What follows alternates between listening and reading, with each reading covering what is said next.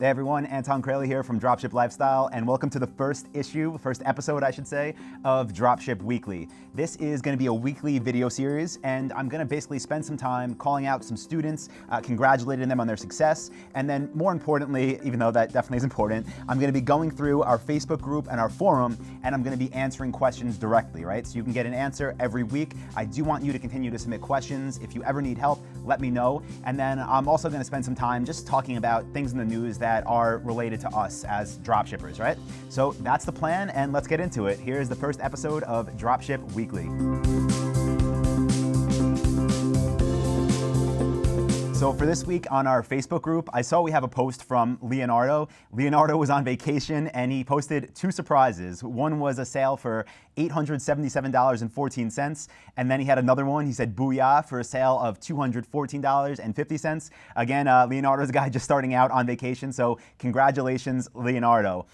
With that being said, guys, this is stuff in our Facebook group. Maybe you're familiar, maybe you're not. But besides just success stories, we do get questions in there. So this is what I want to help you with now. And there were two of them that I just saw posted, very, very recently that I think I can shed some light on. So the first one comes from Sandro, and Sandro says, if an online store has a warehouse, do you immediately not consider it to be a direct competitor, an online retailer? And should you not count on getting suppliers from that site? So Sandro and everyone else listening, here's the deal. If you're doing your market research and you're finding competitors' websites and they have warehouses, no, it doesn't automatically mean that you can't sell for some of their same suppliers, but it does mean that you should not use them as your ideal future competitor. The reason is, once someone gets to that level where they have a warehouse, not only can they secure better pricing from their vendors, but they can typically also get approved with suppliers that we as dropshippers cannot. So it just, for ease of use, and if you're only trying to find people who you can literally work with all of the same suppliers,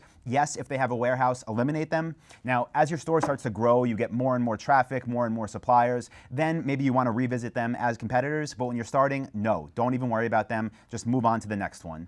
And of course, if you want more training on that, you can go into module 2 of the Dropship Blueprint. That's where I actually show you how we do market research and how we really identify who is a competitor and who is not.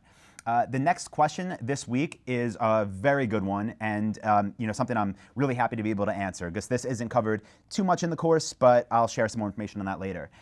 This question is from Charlene. Shopify gift cards. The basic plan does not include gift cards. Is anyone using an option outside of Shopify? I can't imagine paying the additional cost for Shopify to integrate something that might not be useful, or do you not just use gift cards? So Charlene's basically saying that when you sign up for Shopify, they have different plans, right? Different levels of service, if you will. Most people are on the one that's $29 a month. That's great. It's more than enough. But like Charlene said, that doesn't have gift cards built in as an option. So to answer the second part of the question, do we use something else besides Shopify for them? In my businesses, no, we do not, but we do use the gift cards. Okay, so I actually do have a video that shows you exactly how we do this. It'll give you the page templates we use, how we set up the email chains behind it. And there's a video that's linked right here. If you're on YouTube, you could just click it. It will take you to the members area where you can watch the training on how we use gift cards. And if you're on Facebook, we can't make it clickable, so just look below this and there'll be a link that will take you right there. So Charlene, I hope that answers your question. And again, just go to our members area. You'll get all the training you need. So one thing that we talk a lot about in Dropship Lifestyle is really building like a strong social profile and having ways that people can trust you, right? People do business with who they like and who they trust. It's no different when you're running an e-commerce store, whether you're drop shipping or private labeling or whatever it is, you need to build trust. So we do this by using reviews. So one question we get all the time is, if you're just launching a store, you've never sold anything online, how do you get reviews? And Charlene actually just literally 28 minutes ago asked a great question about this. She said in module 5.3 of the blueprint, that's one of our training videos in our course, Anton talks about using customer product reviews from suppliers. Charlene got approved with one supplier that does have reviews on their website, and she's contacting them today to see if she can get their approval to use them. So that's one method that we use when we're just starting. If you want to see how we do it and then all of our other methods, click the link here and we'll link you to that training in the members area. But basically, Charlene asked, once she gets their approval, how can she actually capture those reviews and put them on her website? So here's how we do it. We use the Shopify product review app. It's actually built into the Dropship Lifestyle Shopify theme. If you're not using that yet, you should be. It's only for Dropship Lifestyle students, but it's a great theme. Again, it has the reviews automatically built in. It shows how many stars you have. It's great. It helps with the conversions. So how you would do this, once you get their approval, of course, is Sounds simple, it is. You literally copy and paste them. So once they tell you you can use those reviews, you can use the images, you can use the name, you can use the text. Again, don't do this without anyone's consent, but it's as simple as copying, pasting, and them into the Shopify product review app when it's tied into the Dropship Lifestyle Shopify themes. Okay, so the next question comes from Michael, and Michael just asked, should he add PayPal to his checkout or not? The simple answer is yes. The longer answer is yes, but don't only accept PayPal unless you have to. There are certain countries where you cannot get approved with Shopify payments. Shopify Payments is owned by Stripe. Stripe is now, I'm pretty sure, the largest payment processor in the world. But again, they don't work with people from just any country. So if you're in a situation where you cannot work with Shopify Payments, then you should use PayPal Pro, which will act as your merchant account. If you're in a country where you can get approved with Stripe or Shopify Payments, and just to explain how that works, they're the company that basically charges your customer's credit card and then puts the money in your bank account. So if you can use them, and then you should have PayPal as a secondary option. So the only reason we do that is because some people love PayPal, they only want to pay with it. So yes, you can have it as a secondary option. Don't use it to manage your whole online ordering system unless you have to. And the reason there is PayPal is notorious for holding money and sometimes freezing accounts. So if you don't have to be in that situation, then try not to be. All right, so the next question is actually a pretty common one, but it's a good question, so I wanted to address it today. It's from Carrie. I am Canadian and I'm setting up American dropship stores. I'm sure this question has been answered before, so I apologize, but she does not have a US bank account set up right now. She has PayPal though, so she's asking if she should still build the stores, get everything ready, or then kind of, hold off, and then when she finishes her traveling, goes back home, gets set up and do it then. Listen, this is something that I would say just do it now, don't wait. It's gonna take you time to get suppliers, it's gonna take you time to build your websites, it's gonna take you time to go through all of our training, right? So why not do it sooner than later? Worst case scenario is you have a store with suppliers and traffic ready to go, and your last step is like, I need to take someone's credit card, how can I do it? And if you build it to that point, you'll figure out a way. You'll take PayPal, right? So no, don't wait, get started. There's no reason, keep the momentum going. So I also wanted to share something that Patty shared in our Facebook group this week. It's not really a question, but it is an interesting story, and it's been shared around a lot in the e-commerce world this week. Macys to close 100 stores as big box retailer shrinks further.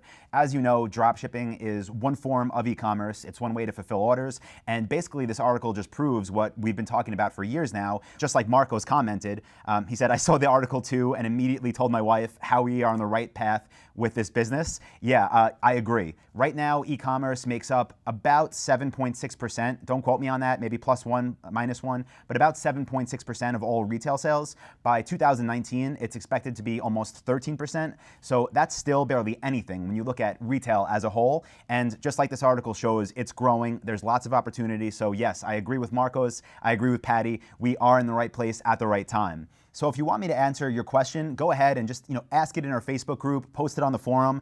Of course, it's very likely you're going to receive responses right away. That's why we built out our communities. But that's how I'll see it and I'll be able to address it in future videos. And also, what would be really cool is if you could actually record a video of yourself asking the question. So use an iPhone, use a computer camera, whatever, nothing fancy. But you can record a video with your question, share it in the Facebook group or post it on the forum, and then I'll be able to address it in future videos. So a few other successes that were posted in our groups this week that I really wanted to share because I just love this stuff. This is why I love having the community, not just the online training.